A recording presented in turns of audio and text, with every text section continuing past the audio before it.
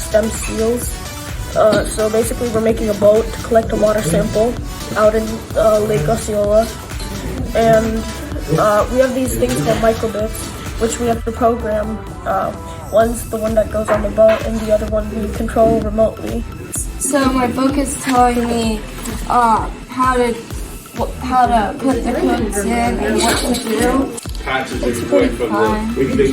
My favorite part of this camp is probably the coding or building the computer. Right here's my boat. It has the computer and the motors. It has a battery pack which you have to connect the wires to the computer so that it can send signals through to make the motors move. This is a spring scale.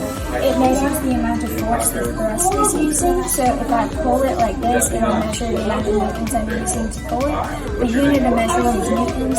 If I turn this all the way to 6, it'll start pulling. This school is amazing because I've never been to a camp or anything at all. And it's just so much fun because I've been asking if I can learn about coding and making remote control boats. It's just been so much fun.